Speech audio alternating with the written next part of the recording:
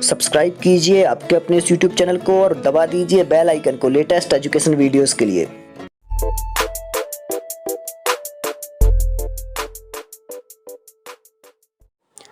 चलिए चलते हैं आज के प्रश्नोत्तर पर। और आप लोगों को एक चीज़ और बता दूं, यदि आप लोग CTET, MPTET या फिर किसी भी TET की तैयारी कर रहे हैं तो ये वीडियोस बहुत ज़्यादा महत्वपूर्ण हैं। और इसके पहले लगभग 120 वीडियोस अपलोड हैं संस्कृत पेडागोजी के लिए, और उसमें भी थ्योरी भी दी हुई है। और अभी तक 2010 के बाद जितनी भी TET हैं उन सभी TET के पेपर वहाँ पर आपको बताए गए हैं। तो अभी आप लोग जिस भी TET की तैयारी कर रहे हैं, चाहे वो CTET हो, चाहे MPTET हो, चाहे HTET हो, सभी TET के लिए वो वीडियोस महत्वपूर्ण हैं। तो आप लोग अभी जा कर के देखें। और जो छात्र CTET की तैयारी कर रहे हैं उनके लिए तो बहुत ज़्यादा महत्वपूर्ण है। तो आप लोग कंटिन्यू उन वीडियोस को देखते रहें, लगभग 120 वीडियो आप लोग कंप्लीट देख लें। चलिए चलते हैं आज के इन प्रश्नोत्तर पर। और ये वीडियोस भी जो हैं संस्कृत पेडागोजी के अलावा जो पोर्शन रहता है उस पोर्शन से ये लिए गए हैं। इसके पहले मैंने वो वाले सारे के सारे करा दिए थे और ये अलग से फिर ले रहा हूँ एक एक पेपर के।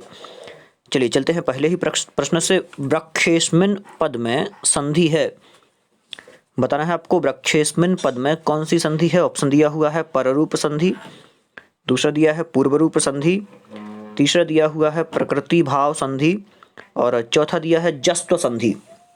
बिल्कुल से आसान है, बताना है आप लोगों को कौन सी संधि होगी वृक्षेस्मिन् में। तो वृक्षेस्मिन् जो शब्द दिया हुआ है यहाँ पर पूर्व रूप संधि होगी। और ये कैसे होती है, तो एंगी पदांतादति, एंग पदांतादति जो सूत्र है इससे होती है।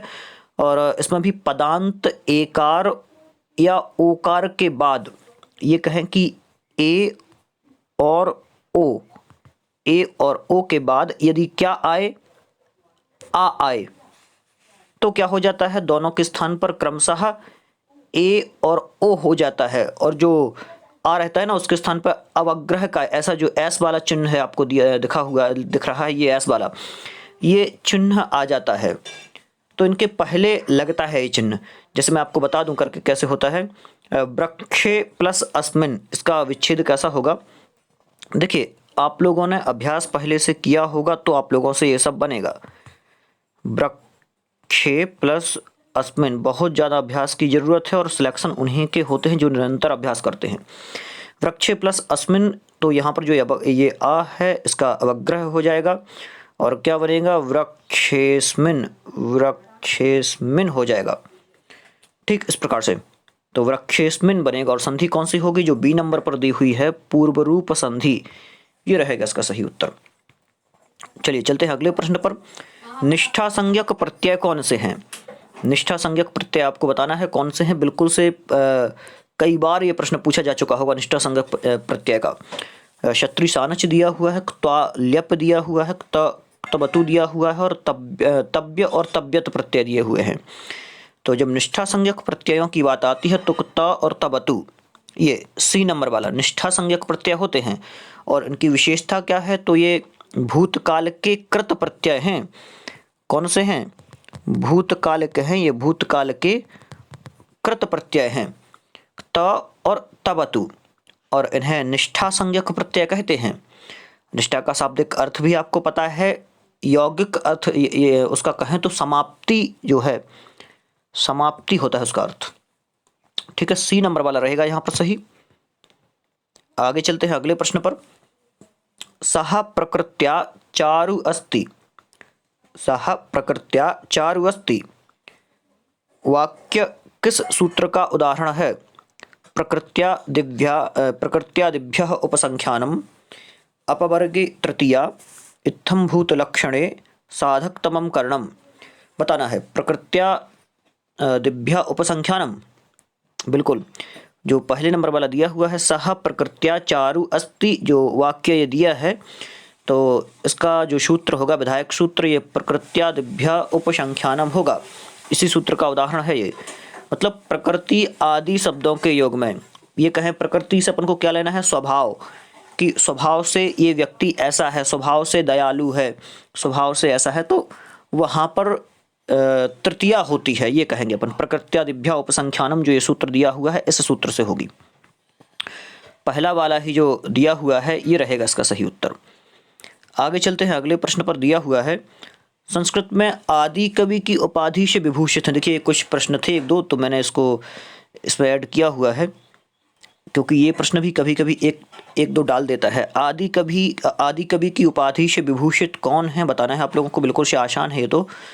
आदि कवि वाल्मीकि जी को कहा जाता है। आगे चलते हैं अगले प्रश्न पर। महाभारत कौन सा ग्रंथ है? तो महाभारत के बारे में आप लोगों ने सुना ही होगा। महाभारत किस प्रकार का ग्रंथ है? तो ये एक ऐतिहासिक ग्रंथ है। चलिए चलते हैं अगले प्रश्न पर, जहां पर दिया हुआ है कौन सा पद दीर्घ संधि का उदाहरण नहीं है। ऑप्शन में दिए हैं साधुक्तम, सत्यार्थ, होत्रिकारः, पित्रादेशः। देखिए साधुक्तम, साधु प्लस उक्तम, बिल्कुल ठीक है, ये दीर्घ संधि का उदाहरण है।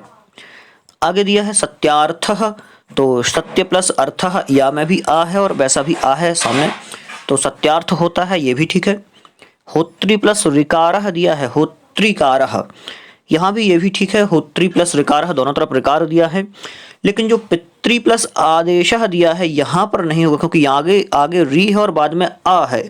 यहाँ सवर्ण नहीं है और सवर्ण ना होने के कारण से दीर्घ संधि यहाँ पर नहीं होगी। तो ये रहेगा हमारा सही उत्तर।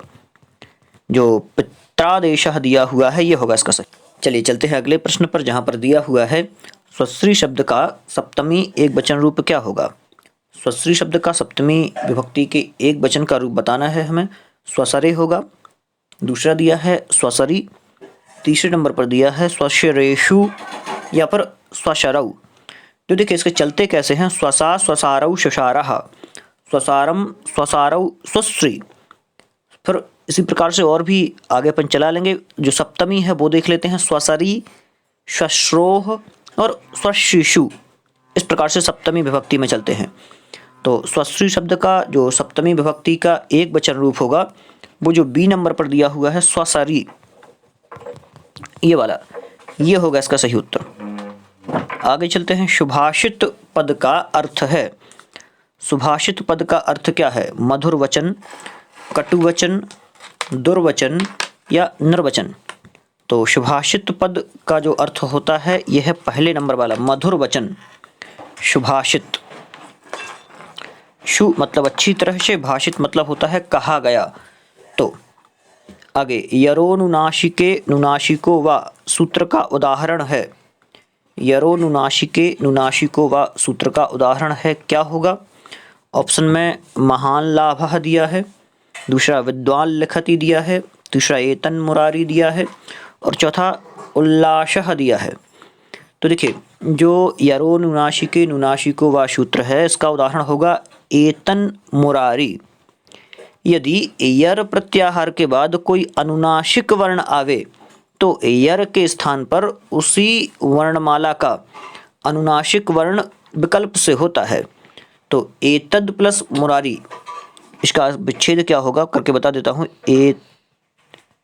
एतद प्लस मुरारी क्या होगा? एतन मुरारी होगा। आगे चलते हैं। संस्कृत वर्णमाला में मूल स्वरों की संख्या कितनी है? संस्कृत वर्णमाला में मूल स्वरों की संख्या कितनी है? 5, 4, 7 या 11। तो संस्कृत वर्णमाला में मूल स्वरों की जो संख्या है वो 5 है। ई, उ, री, लरी, इस प्रकार से आ, ई, उ, री, लरी।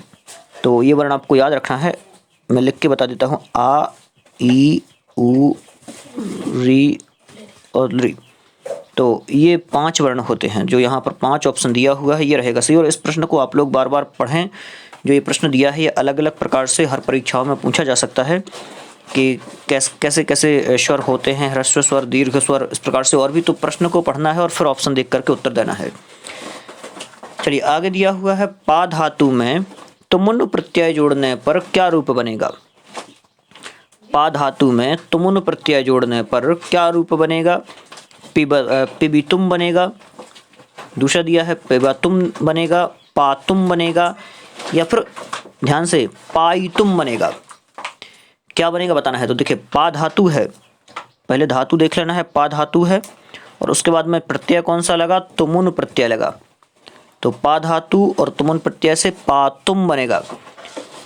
अब आपसे बनेंगे कैसे, तो आपको बार बार अभ्यास करना पड़ेगा। ऐसे 1-2 हज़ार उदाहरण देखने पड़ेंगे। जो तुमुल प्रत्यय है इसके 100-200 जितने भी आपको उदाहरण देखने को मिल जाए, सारे के सारे उदाहरण आप लोग लगाने की कोशिश करें तो बन जाएगा। बहुत सारी धातुएं हैं, उन सभी धातुओं के उदाहरण देख लें आप लोग। चलिए, पा धातु तुमुल प्रत्यय पातुम बनेगा, ये रहेगा सही। आगे चलते हैं, अगले प्रश्न पर दिया है लब्धः पद में कौन सा प्रत्यय है। लब्ध पद दिया हुआ है, लब्धः में कौन सा प्रत्यय है। ऑप्शन में धः प्रत्यय दिया है, अच प्रत्यय दिया है, क्ता प्रत्यय दिया है और सत्री प्रत्यय दिया है। तो लब्धः पद में क्ता प्रत्यय होगा, जो ये सी नंबर पर दिया हुआ है। लब्धः में क्ता प्रत्यय, और ता और तबतु मैंने आपको बता ही दिया था कि ये भूतकालिक प्रत्यय होते हैं, और क्ता कर्तृवाच्य तथा भाववाच्य में होता है। और इसके अलावा ये कहें कि यहाँ जो लब्धः पद दिया है ये कैसे बना, तो लभ धातु प्लस क्ता प्रत्यय होने पर लब्धः बनता है। चलिए चलते हैं अगले प्रश्न पर, जहाँ पर दिया है हरि शब्दस्य प्रकाशः। देखिए यहाँ पर ये जो दे दिया अव्ययी भाव समास का उदाहरण दिया है, और आप लोगों को थोड़ा सा ध्यान देना है कि यहाँ विग्रह करके दिया है और आपको फिर बताना है। इससे 2-3 प्रश्न और बन सकते थे कि कभी कभी अव्ययी भाव समास का सूत्र दे सकते थे और फिर उदाहरण नीचे दे देते, या फिर ये पूछ लेते कि ये किस समास का सूत्र है। बहुत सारे प्रश्न बन सकते थे इससे। तो हरि शब्दस्य प्रकाशः का समस्त पद क्या होगा, ये आपको बताना है। अधिहरि दिया है, इति हरि दिया है, हरि इति दिया है, या फिर अनुहरि दिया है। तो देखिए, अधिहरि तो होगा नहीं, ये दोनों सेम लग रहे हैं, इन दोनों में से एक हो सकता है, तो ये भी नहीं होगा, ये रहेगा सही। हरि इति जो बनता है ये सही है, तो हरि शब्दस्य प्रकाशः ये रहेगा सही उत्तर। चलिए चलते हैं अगले प्रश्न पर, जहाँ पर दिया है द्वि इस संख्यावाची शब्द का पुल्लिंग रूप क्या होगा। तो द्वि जो दिया हुआ है इसका पुल्लिंग रूप आपको बताना है क्या होगा। तो जो बी नंबर पर दिया हुआ है द्वौ, ये रहेगा सही उत्तर। किस प्रकार से चलते हैं, जो द्विवचन पूरा चलता है वो द्वौ द्वौ द्वाभ्याम द्वाभ्याम द्वाभ्याम द्वयोः द्वयोः इस प्रकार से चलता है। तो पुल्लिंग में जो रहेगा ये द्वौ रहेगा इसका सही उत्तर। आगे चलते हैं, आनय पद में कौन सा लकार है। तो आप लोग ये रूप याद कर लें, सभी के एक बार देखना है, बिल्कुल आसान है। आनय पद में कौन सा लकार है, बताना है आपको। आनय पद में कौन सा लकार है। लोट लकार, लंग लकार दिया है, विधिलिंग लकार दिया है और लृट लकार दिया है। तो आनय पद में लोट लकार है, और ये कहें कि लंग लकार में तो अनयत शब्द बनता है। क्या बनता है, एक एक देखते चलेंगे। लंग लकार में बनता है अनयत, और विधिलिंग लकार जो है, विधिलिंग लकार में बनेगा नयेत। क्या बनेगा, नयेत शब्द बनेगा। और लृट लकार में निश्यति बनता है। तो यहाँ पर जो सही है ये लोट लकार हो जाएगा सही उत्तर हमारा, जो पहले नंबर पर ही दिया है आनय लोट लकार में। आगे प्रक्षालन दिया हुआ है, प्रक्षालनम पद में प्रत्यय है। प्रक्षालनम पद में आपको प्रत्यय बताना है प्रक्षाल पद में। तो प्रक्षालनम में कौन सा होगा, ल्युट, ल्यू, अनम या कोई नहीं। तो प्रक्षालनम में ल्युट प्रत्यय होगा, और ल्युट प्रत्यय जो है ये भाववाचक शब्द बनाने के लिए धातुओं से लगता है, और ल्युट प्रत्यय का अन शेष बचता है, आपको ये भी पता है। धातु को गुण भी होता है इसमें। और ल्युट प्रत्यय से बनने वाले जो शब्द हैं ये नित्य नपुंसक लिंग होते हैं, ये आपको हमेशा याद रखना है।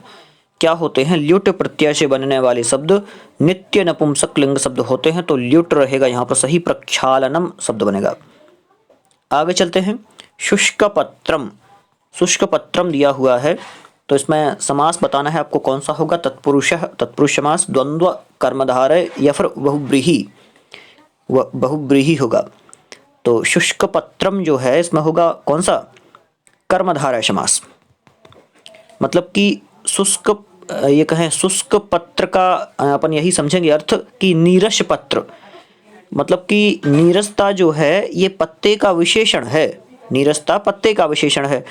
तो कर्मधारय समास के प्रथम पद या तो ये कहें कि प्रथम शब्द या तो द्वितीय का विशेषण होना चाहिए, या फिर ये कहें द्वितीय शब्द संज्ञा होना चाहिए। ये तो इस प्रकार से भी अपन कह सकते हैं, कोई दिक्कत नहीं है, कर्मधारय समास होगा शुष्क पत्रम। आगे चलते हैं, खलवनर्थ परंपरा में खलु शब्द का आशय क्या है? तो खलु शब्द ये कई बार पूछ लिया जाता है। खलु शब्द हुआ, नन्नु हुआ, ये बहुत सारे ऐसे शब्द हैं जो पूछ लिए जाते हैं। तो ये इसका अर्थ निश्चित ही, जो निश्चित ही है, ये होता है। आगे चलते हैं अगले प्रश्न पर। महतीयम शब्द दिया हुआ है।